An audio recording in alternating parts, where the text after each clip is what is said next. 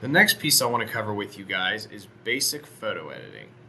So to take a look at that and to really get a good handle on it, I went and just grabbed a photo off the internet. We're going to be working with that. So to start with that, what we're going to do is we're going to go to projects and we're going to be here in our projects area. We're going to get add new and we are going to upload a photo.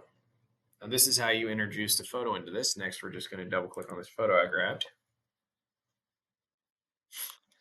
It's going to upload the file. And so I just went and grabbed a photo of an Australian Shepherd. I've got a kind of a soft spot in my heart because I think they're a really, really pretty looking dog. So we're going to go into here. And now we're in photo editing. So we're going to take a look at this here. So you have a couple of options. You've got effects, adjust, and cropped. Effects, pretty self-explanatory. It's just kind of filters. If you've ever worked with Instagram or other kinds of photo editing apps, maybe like Photoshop, Express, things like that. It's just, you got some pre-builds here. Effects, you might want to throw a duo tone on it. Maybe you want to adjust autofocus, focus position. You might say here, just depending on how you want to do it. Let's say I want to focus really in on the dog's face, right? Because I mean, who doesn't think dogs look cute? And I could hard focus and boom, suddenly the focus is on the dog. Suddenly I could do this and now focuses on the background.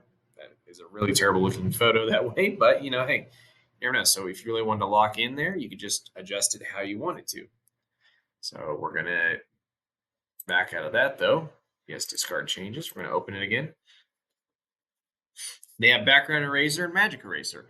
Both these, though, as you can see, you sit behind a pro or nonprofit or one of the next tier up licenses. So for right now, we can't do much for those. Next is adjust. Here you can really get into some more detailed editing. Now, if you notice, it does give you the option to do foreground, it will detect, and background, again, it will detect. Maybe we want to adjust the temperature of just the background, right? Or maybe just the foreground.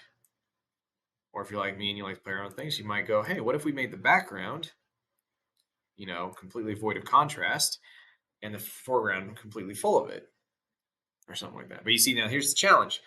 It's not perfect. It's not a perfect science. You got to play with it. This background's got a lot of moving parts. So sometimes in those cases, it's a little trickier.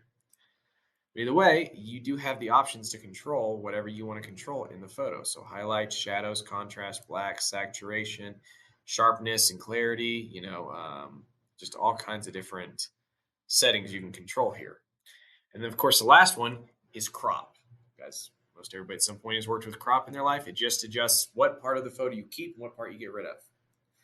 So it's a really easy part to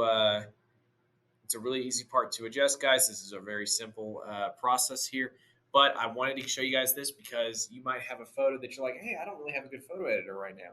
You can throw it into Canva. You can work with it some. If you've got paid for versions, you can do even more with it, which we'll cover in other ones. But right now, this at least gives you that first look into what Canva can do from photo editing.